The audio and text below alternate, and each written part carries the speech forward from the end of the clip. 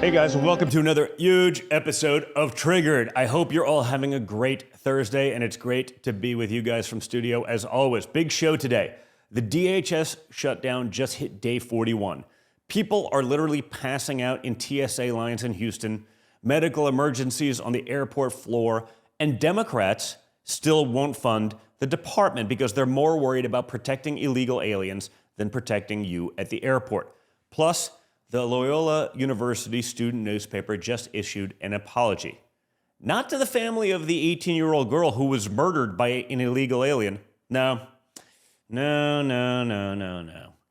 apologized to the illegal alien who killed her for calling him an illegal immigrant. You literally can't make this stuff up anymore. And it's a day that ends in Y, so we have even more examples of massive fraud out in Minnesota, out of California, and, of course, out of Ukraine. We've been talking about that one for years, and we'll explain. And coming up, Senator Rick Scott will be here to give us the latest on the Save America Act and why we still have rhinos standing in the way. So guys, make sure you're liking, sharing, and subscribing. Hit that like button right now. It's that easy. So you never miss one of these major episodes, I ask you to subscribe, okay? That's a big deal too. Share it with your friends when you're done watching the show. If you missed the show here on Rumble, go over to Apple and Spotify to catch it there. And for all of the top headlines that we cover on the show, go over to my news app, MXM News, like minute by minute, where you can get the mainstream news without the mainstream bias. And of course, don't forget about our brave sponsors for having the guts to support this program. And guys, we have a brand new sponsor. Why Refi, where you can invest in America's future. It's their mission to provide private student loan borrowers a second chance while creating opportunities for eligible accredited investors. And as an accredited investor, when you invest in Why Verify, your interest rate is fixed. And you have the freedom to take your monthly interest income or reinvest it, whatever you choose, all while investing in America's future and our next generation. For more information, just call 877-80-INVEST or log investwhyrefi.com. Just that easy. For complete details, make sure to review the private placement memo and scan this QR code to view the disclosures. Why Refi? Investing in America's future. And now, let's get into all of the top headlines. So we're now on day 41, guys, of the DHS shutdown, and Democrats are hell-bent on inflicting as much pain as possible on American travelers. Just days ago at George Bush Airport in Houston, multiple medical emergencies in the TSA security lines occurred. A young woman needed medical attention, and then a 73-year-old man collapsed, passed out, right there in the line. Turns out it was heat exhaustion for standing in those lines for hours. This is what Democrats are doing to the American people. Nearly 500 TSA officers have quit since the shutdown started. Call-out rates are above 40% at some airports. The TSA's acting administrator is warning that airports may have to close, all because of Democrat destruction. We have an 11 a.m. flight. What has it been like? Terrible. What do you want Congress to know, who have the ability to shut this down and reopen and have TSA agents come back to work? I think Chuck Schumer should be ashamed of himself. And why? What is the holdup? Same thing it's been from day one. Democrats refuse to fund the TSA and DHS unless they get guarantees that ICE won't enforce immigration laws. That's it. Guys, that's it. That's the whole thing. Hakeem Jeffries came right out and said it. Democrats won't provide the votes to fund DHS unless they get a guarantee that ICE agents won't show up at polling places to stop illegal aliens from voting. Now, let me get this clear. Why would it matter if they're not actually voting? I mean, we're told in no uncertain terms, we're told that illegals don't ever vote. They don't do this. And yet, they're going to shut down an entire administration if TSA shows up at places to stop illegal aliens from voting when it doesn't actually ever happen? I'm confused. Watch. It's the reason why We are in a DHS shutdown right now because Republicans have refused to agree to the type of bold, transformative, meaningful, and dramatic reforms we are demanding in order for the Department of Homeland Security funding bill to move forward. And I won't go through all of the demands, much of which we've talked about repeatedly in the public, but one of those demands is keep ICE out of sensitive locations. And we've defined that as schools, houses of worship, hospitals, and polling sites. We want an explicit prohibition that ICE can go nowhere near any polling sites in the United States of America. It's one of our... But here's the beautiful part, guys. My father just sent ICE officers to help at the airports. And you know what happened? Shockingly. Those screening lines that were like stretching for 4 hours in places like Houston dropped to about 1 hour once ICE showed up. And they're easing the pain for a lot of travelers and for a lot of families. It's almost like maybe there's a lot of illegal aliens in the country, perhaps more than we ever imagined, and they all happen to be traveling on vacation as well. Check this out.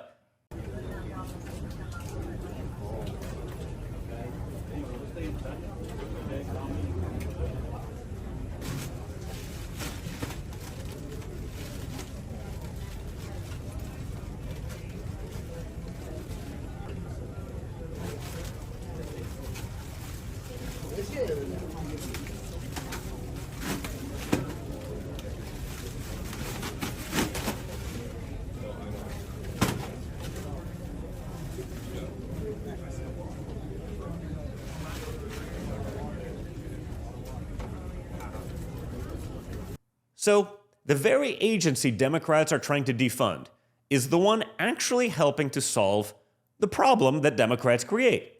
You can't write better irony than that.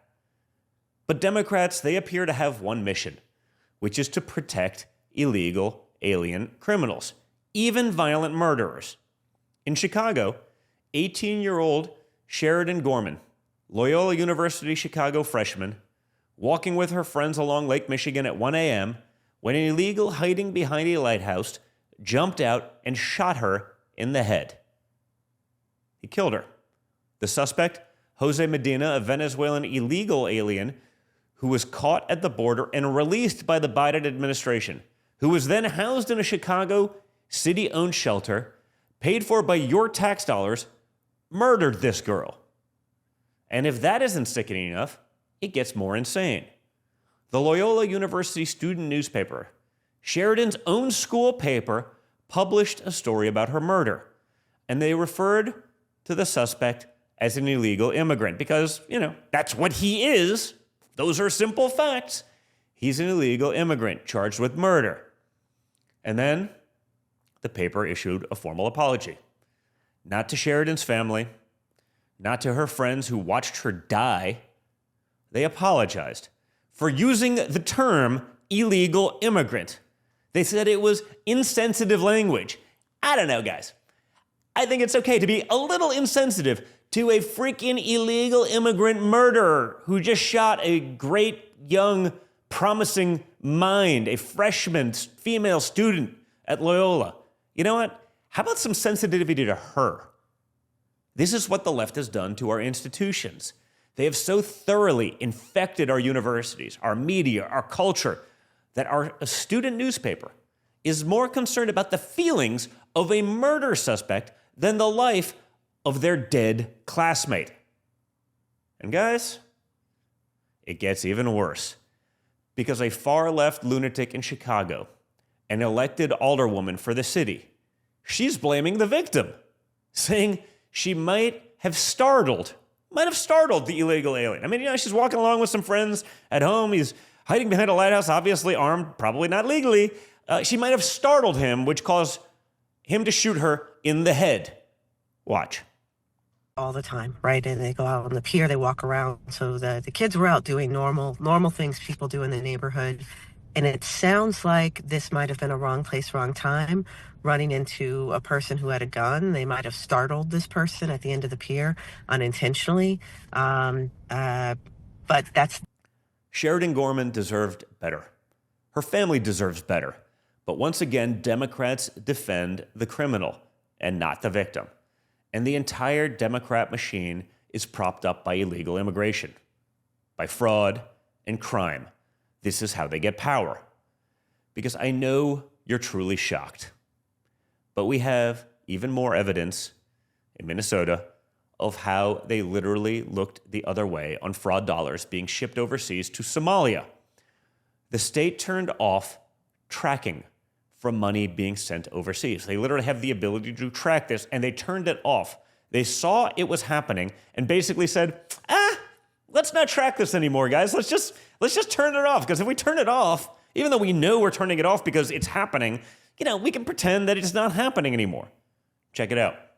I'm Minnesota State Representative Krista Knutson. Every time we turn around, it's just more and more fraud scandals in our state.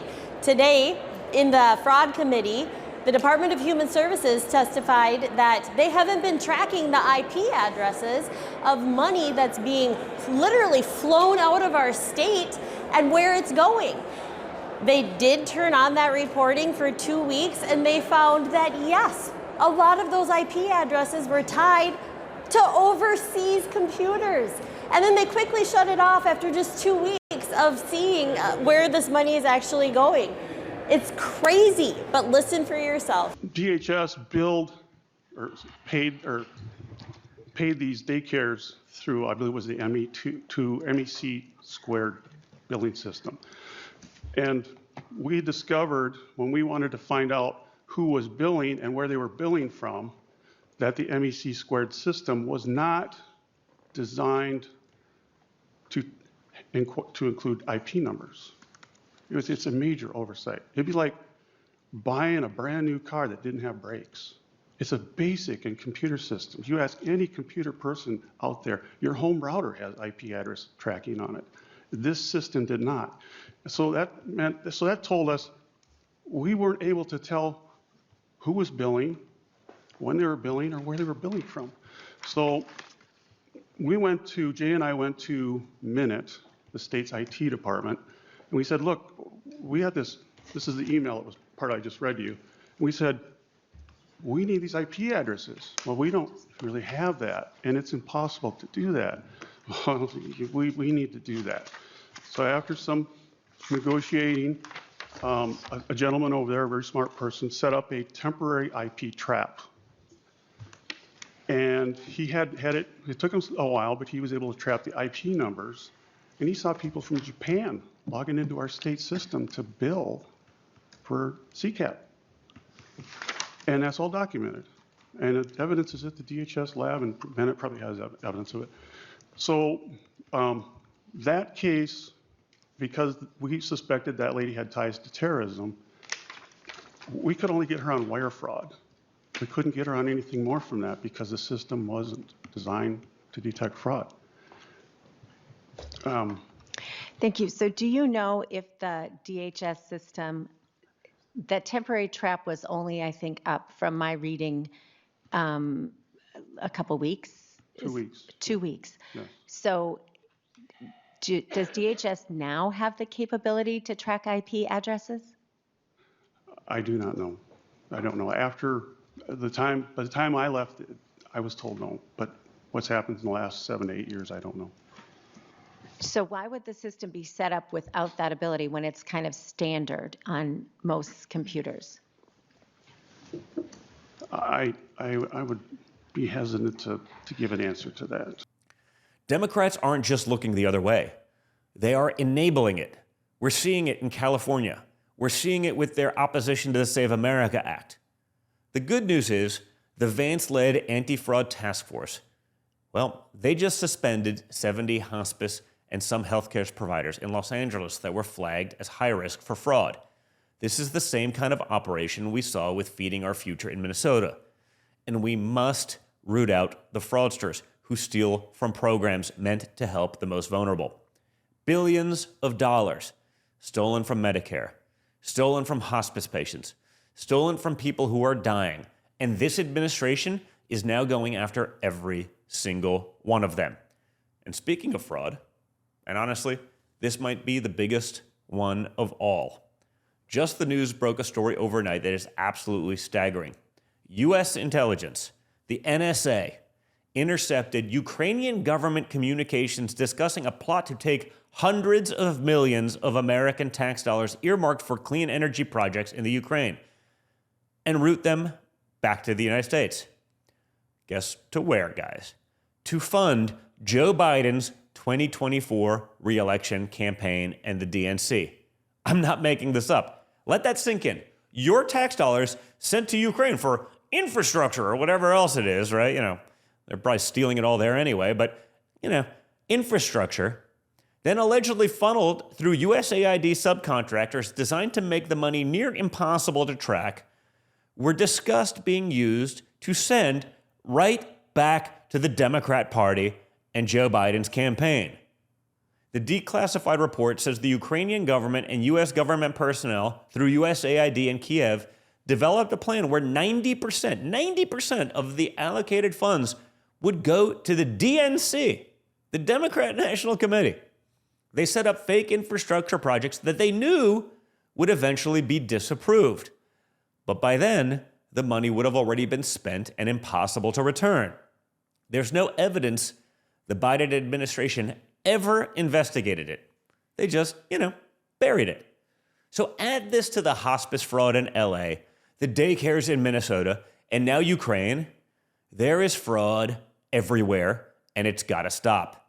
We sent over $100 billion to Ukraine, and now we're finding out that Ukrainian officials were literally plotting to send that money back to the Democratic Party?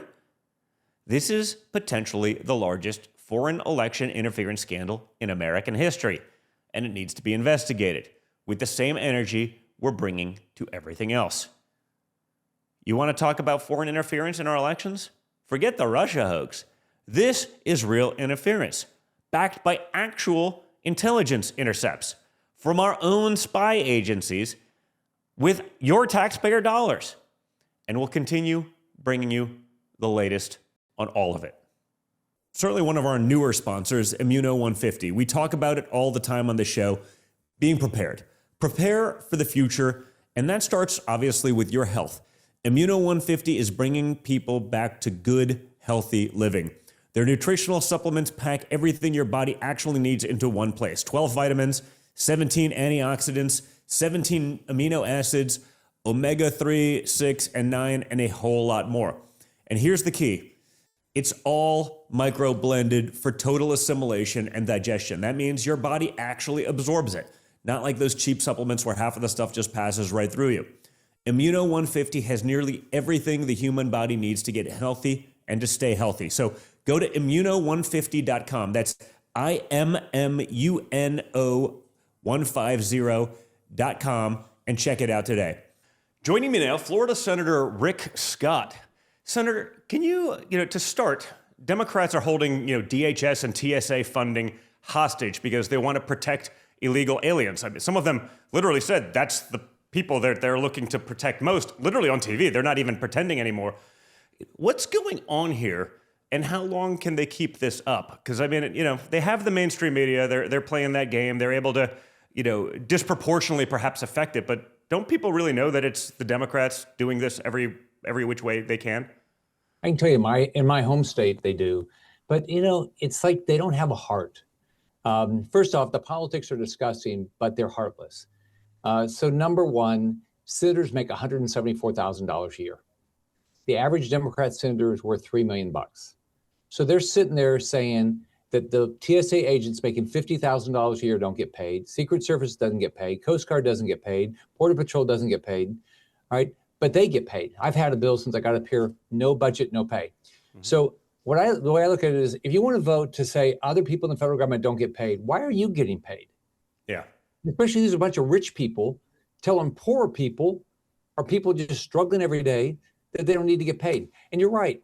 One, Chris Murphy said his primary purpose is taking care of illegal immigrants, right? And then Peter Welch said that maybe if we don't fund ICE, we can have a conversation to get amnesty for everybody. So it's not about Americans, it's about illegals. And then How do you go to Laken Riley's family or the young lady in Chicago that just got killed, Sheridan Gorman? How do you go to that family and say, I care about you? No, they don't. They don't care about you. They look at you with disgust. Yeah, I mean, it's so bad, though. But again, if you look at, if you're watching TV, you'd think it was at least, both sides, or, perhaps even more so Republicans. And, they don't even talk about, frankly, a lot of the stuff that ICE has actually already been funded. So they're just actually making DHS, the rest of it, suffer, which is, TSA and all of the other agencies. I mean, ICE is sort of taken care of. So it doesn't actually accomplish anything. But it seems that they're willing to play games with the American people, so long as they can control the narrative and make it seem like it's Republicans. Meaning they don't mind that Americans suffer as long as they don't realize it's Democrats that are making them suffer. They're okay if they think it's Republicans. Yeah, if you remember, and think about this for these poor TSA agents. This is the third time in 6 months they've had a shutdown, so gone without being paid. So, but they don't care. It doesn't appear the Democrats, this bothers them. They don't care that other people are not getting paid, that people are losing their houses or can't pay the rent, or their cars get repossessed, or these poor TSA agents, can't take their kids on vacation or pay for, sports camp or stuff like that. It's like they don't care about the people that are not getting paid. They don't care about the safety of Americans. So I don't know why anybody would ever vote for a Democrat. I mean, they don't care about you. They care about illegal immigrants, and they don't care about you. It's the craziest thing. Yeah, one interesting thing I noticed is the second they said, hey, we're going to have ICE sub in for TSA at a lot of these airports, it seems like in those areas, especially that had, alleged heavy illegal activity, those lines cleared away pretty quickly. It's almost as though TSA is functioning for the transport of illegal, aliens, and they're traveling all over the country, just enjoying themselves, probably on our dollars. But that was interesting. I mean, the second it wasn't TSA and it was now ICE, a lot of those places, the lines just went away, which leads me to believe there's a lot more illegals here than we even imagined. Yeah, I was talking to somebody that came up to see me, and they said that there was no line at the airport, and they said it's the least they'd ever seen, least number of people they'd ever seen at the airport. But let me tell you, your dad is doing everything he can. I mean, you feel sorry for him in a lot of ways because they've always attacked him, and here he's busting his butt to protect American lives. And the Democrats just want to make his life as miserable as possible. They want to destroy the economy. They don't want people to be able to fly. It's like all they want to do is do whatever harm they can to Trump because they hate the guy. I mean, it's disgusting what they're doing.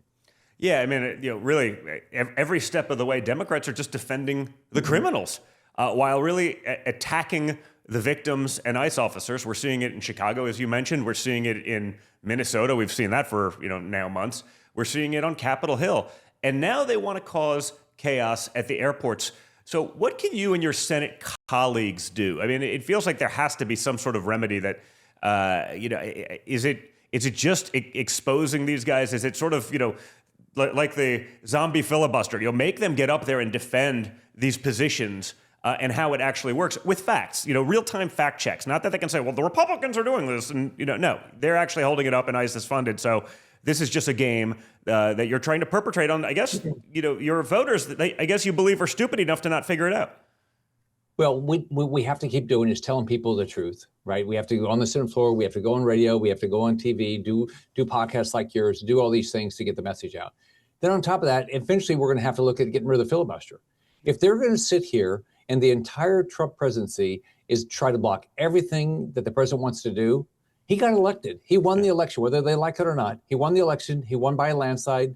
And so at some point we're going to have to say to ourselves, just like how we had to change the rules for nominations, we're going to have to say, look, if we want this country to work and take care of citizens and put Americans first, we're going to have to get rid of the filibuster. So I think that's where we're heading.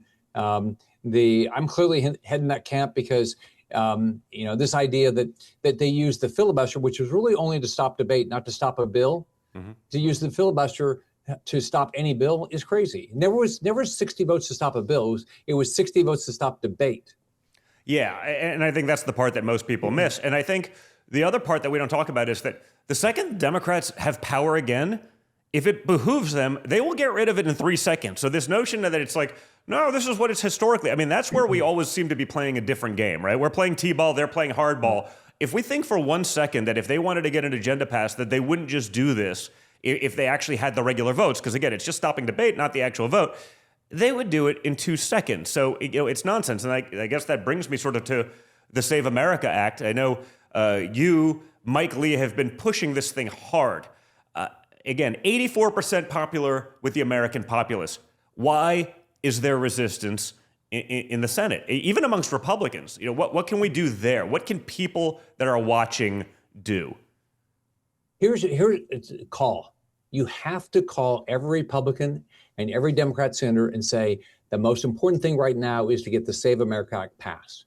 I've been up here 7 years. This is the first time in 7 years that the public is engaged on something on a bipartisan basis around the country. Independents, Republicans, Democrats, they want to say, you have to show an ID to vote, right? Yeah. You have to prove you're an American to register to vote. They want it. We all want it, right? But the Democrat senators don't want it for one reason, because they want to allow the cheating. They don't want to stop the cheating. They look, their ideas are crazy, right? The Democrat Party is run by AOC and Mondami. Mm-hmm. Chuck Schumer jumps to their whatever they say. He's so scared of a primary, he does whatever they tell him to do. So so the only way we're going to get this done is either eventually we talk about this enough that 60 of us come together, we add it to a must-pass bill like FISA or National Defense Authorization Act, something like that, or we're going to have to force a talking filibuster or just get rid of the filibuster. I mean, that's the only way this is going to get done. And I think for our people, if we don't, there's a demoralizing factor. How do you not get something that's 84% popular with the American people?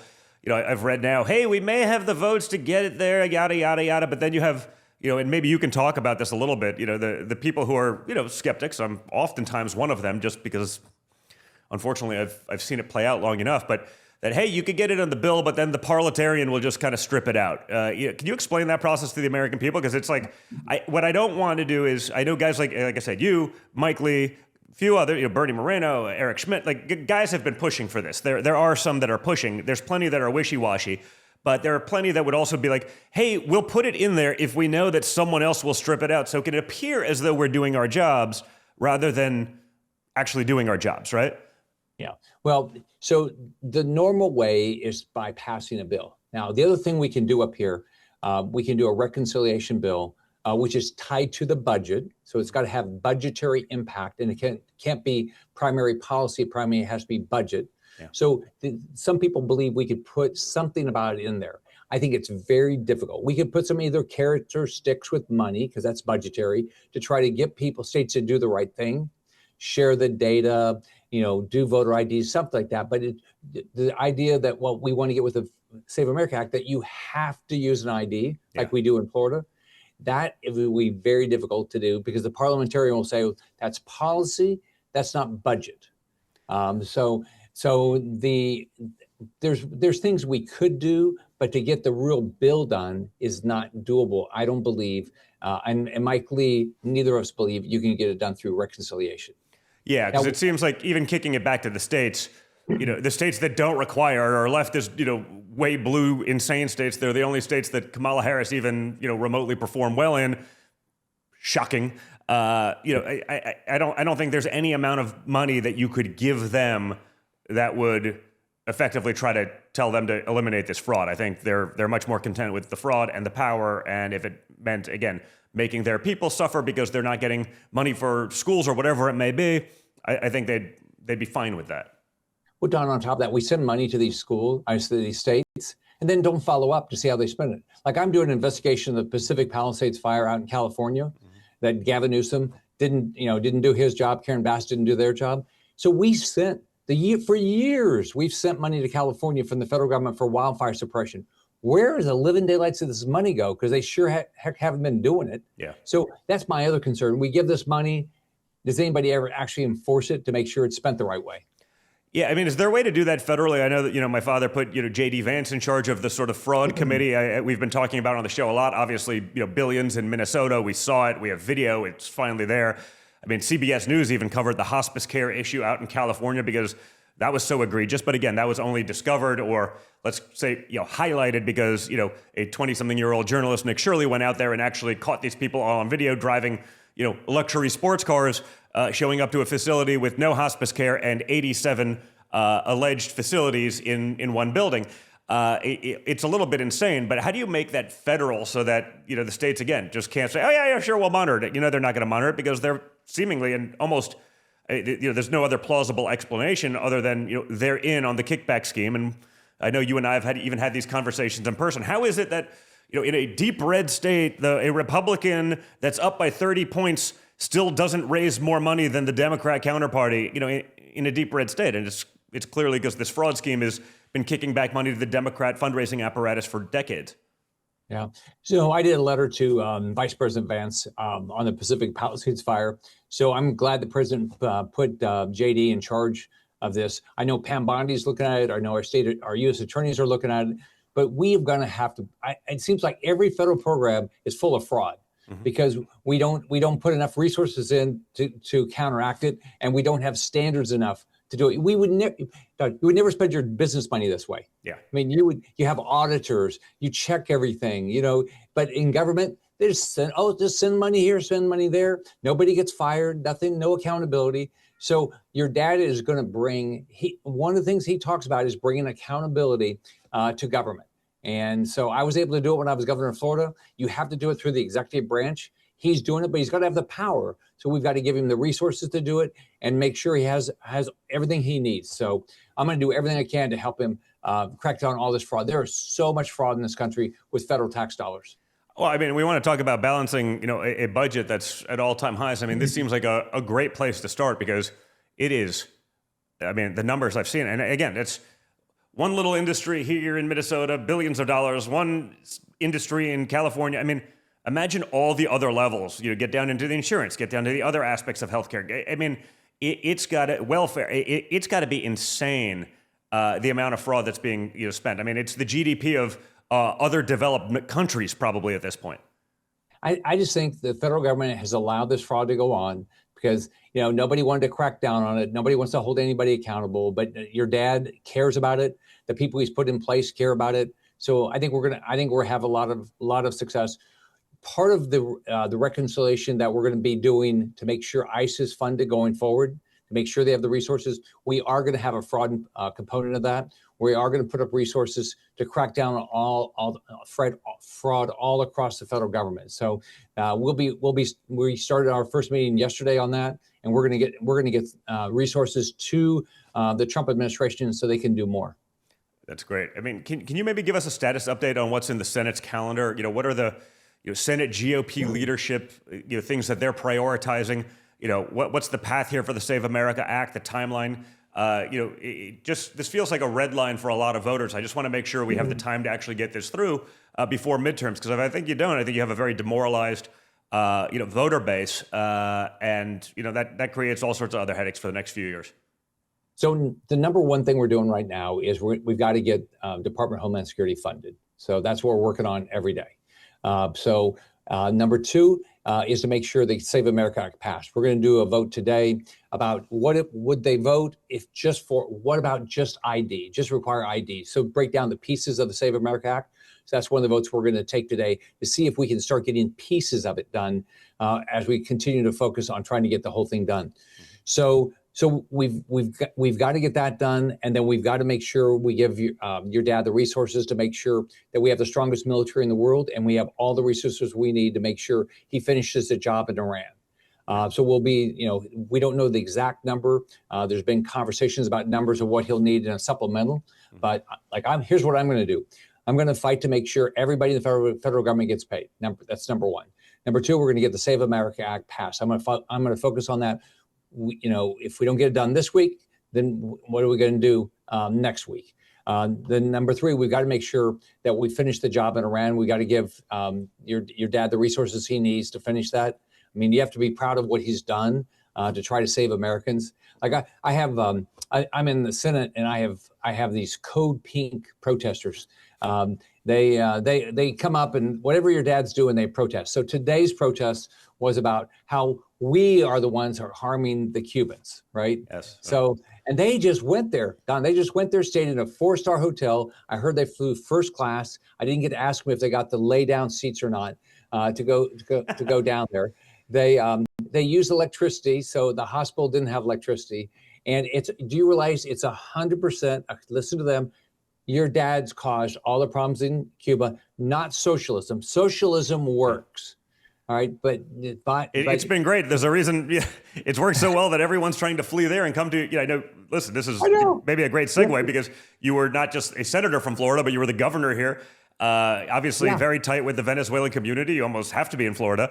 So Venezuela. Obviously, the same thing with the Cuba situation. This has nothing to do with Trump. It sort of feels like those protesters. It's like same protester, different T-shirt or a different flag, right? A couple of weeks ago it was the Palestinian flag. Then they're wearing the Greta Thunberg T-shirt. Then it was the Fauci T-shirt. Then it rinse and repeat, recycle the same protesters. Whatever your dad's doing, it's bad. Yeah. So I mean, you have in my state what your dad's doing with regard to Venezuela. People are so optimistic, right? And the Cubans in Florida, they're so optimistic. They're really optimistic that finally their families are going to have an opportunity to live a dream, that they could build a business, things like that. So there's a lot of optimism in Florida about what your dad's done in Latin America. So you should be very proud of him because what he's willing to do is what other people were not willing to do. Move the embassy in Israel. I mean, focus on getting rid of Maduro. Getting rid of the drugs that are coming into the country, killing our kids and our grandkids. So your dad takes a lot of heat for doing the right thing. Yeah, I guess meanwhile, speaking of Maduro, he's in New York today on narco-terrorism charges. How would you assess the phases and the plans in place, for Venezuela? You represent, again, one of the largest Venezuelan American and Cuban American communities in the country. What are they telling you about the directions things are heading down there? I know they're thrilled to get rid of Maduro. I'm sure Cubans wouldn't mind a democratic regime there as opposed to a socialist communist regime. But what are they telling you about the things that are, how the direction is going actually, in Venezuela right now? So I just met with Maria Corina Machado last week. I talked to Venezuelans a lot. So January 3rd, when Maduro got arrested, changed their lives. So they're very, very, very optimistic about the future. They were looking forward to all the political prisoners being released. Delcy Rodriguez has released quite a few of them, but not all of them. The oppression has come down, not completely gone yet. But the way your dad's doing it, where he controls all of their money, he's moving them in the right direction. He's moving in the direction of an election. Now, if you talk to a normal Venezuelan, they like the election tomorrow, right? Mm-hmm. But what your dad's doing is trying to do it in a process where the opposition has the time to campaign and be ready.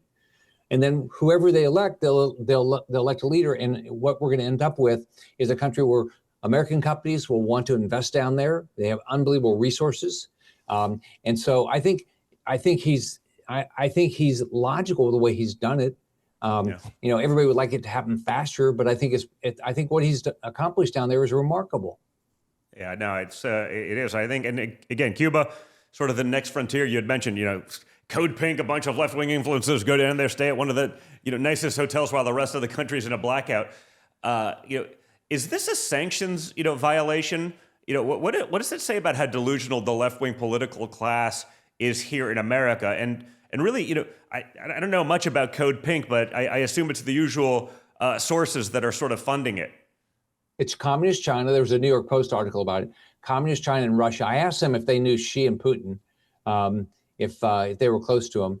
But it's funded by our enemies. I mean, Communist China is not our friend. No. Don't buy stuff from Communist China. So it's funded by our enemies. So whatever your dad does, they're going to say it's bad. I tell them to their face. I saw them. It's disgusting what you guys did to go to Cuba and support the government, stay at a 4-star hotel, take electricity from poor people. And by the way, they never went to see any of the political prisoners. No, we wouldn't be allowed in. Well, I mean, that tells you something. Yeah. So, but it's disgusting. Yeah, I mean, well, listen, it's clear, the Democrat Party is propped up by, our enemies. They're propped up by fraud. I know you've been out again in the Pacific Palisades supporting the fire victims, and we're uncovering even more evidence of Karen Bass and the Gavin Newsom cover-ups there. I know you touched on it a little bit earlier. But what is the latest there? Because again, beyond the hospice care fraud, beyond the Medicare fraud, I mean, this is a really big one. I mean, people were displaced, tens of thousands. They can't get permits home. I think there was one home built, in that amount of time. People still can't. It almost looks, and the conspiracy theorists will say, well, they're trying to displace you and put in, tenement housing, in the nicest, neighborhood in the world because everyone should deserve an oceanfront view as well. And 20 years ago, you'd be like, I don't know, that seems a little far-fetched, but seems to be the case. I mean, people can't build back the footprint that they had on their own home. What else is going on there beyond sort of what you discussed already? So I'm doing an investigation with Ron Johnson, and we're trying to figure it out. Number one, we've got to find out why it happened. Okay, we've got to hold people accountable, and we got to make sure it never happens again. So I was governor of Florida. We had 4 hurricanes when I was governor. After every hurricane, we did an after-action report. And I didn't produce it. It was put out by one of the Department of Emergency Management in Florida. And then we said, okay, so what should we do different? In Karen Bass's cases, she hired a PR firm to do it, and they made sure she didn't look bad, even though the fire was going on and she went to Africa. Yeah. All right. They didn't, and the Palisades fire actually was the rebirth of a fire that they intentionally didn't put out. Yeah, well, my understanding is they actually gave her a copy and was like, yeah, no, this make it more vague as it relates to me so it doesn't look badly on me, even though, you're the mayor of the city. You're on a probably, government paid vacation for a place that really does nothing for, the people of Los Angeles. And yet they still had to whitewash whatever was in there. Yeah. And then think about it. You're right. You can't get a permit to rebuild. All right. Then to get a permit costs thousands and thousands of dollars that people don't have. Then the insurance product that California told everybody they should buy didn't cover all their costs, right? Then they're trying to confiscate the land to build something else. So it sure appears, if you were sitting out there, I mean, it appears pretty bad. 12 people died. 12 seniors died. Ron and I did a hearing out there in November, and one of them, Rachel Schwartz, a Holocaust survivor, says she lost everything. She lost everything. So this is the second time of her life.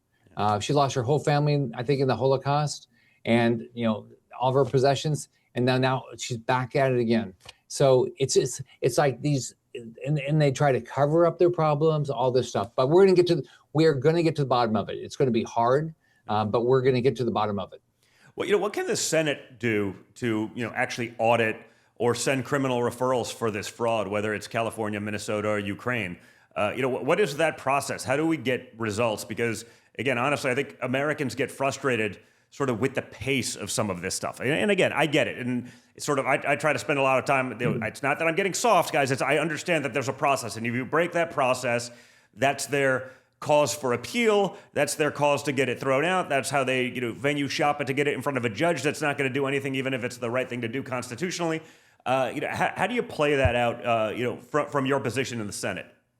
So what we can do is we can hold hearings. So I'm on the committee, Homeland Security, that does investigations. It has a subcommittee, and both the committee and the subcommittee, the chair, have subpoena power. So Ron Johnson is the chair of the Permits Subcommittee on Investigations.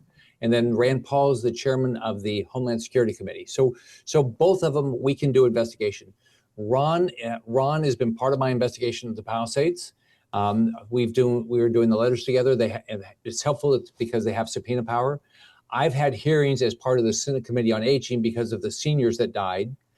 So we're getting information. Then my goal is that we will refer, if we find, right, you don't want to, say somebody clearly did something until but when we find people have done things wrong, we're going to be transparent and we're going to let people know. And on top of that, if it's criminal, we're going to refer it to Department of Justice. And if there's ways to, people have taken our money, like look at all the wildfire money, where did all that go? I'm going to expect these agencies to go ask for their money back from California. We're going to hold people accountable. We're not going to let up on this. Yeah, can you get that money back, or has it all been siphoned away. So maybe you can prevent it from happening in the future. But is there a way to claw that stuff back? Sure, but you got to have the wherewithal. You got to be willing to do it. Yeah. Up here, I mean, I've been, as I said before, I've been here 7 years. It's like people don't, they don't ever want to hold states accountable. Mm-hmm. Like, I'm a fiduciary for the federal government, for the federal taxpayers, right? I'm not, I'm not going to go waste money. I'm not going to waste money by giving it to Florida or any state. I mean, my job, I was governor of Florida. I was a fiduciary for the taxpayers of Florida. I'm now a fiduciary for the federal taxpayers. And I'm going to look at every dime I can and to get this in line. Your dad wants to balance a budget, right? He doesn't get to. We get to. Congress has to. We're running $1.9 trillion deficits. He's trying to get interest rates down. When Congress keeps spending money like it's going out of style and sends him bills with thousands of earmarks, how is he able to do his job? Yeah. I mean, Russ Vought is at OMB trying to, do this. Beston's trying to do their job. Your dad's trying to do their job. Congress has got to do our job. Stop sending the president bills that waste all this money. Yeah, well, I know here in Florida, we're seeing what actually works. You were governor here, so you've worked this from all sides. And some of the new data even shows an influx into, our state.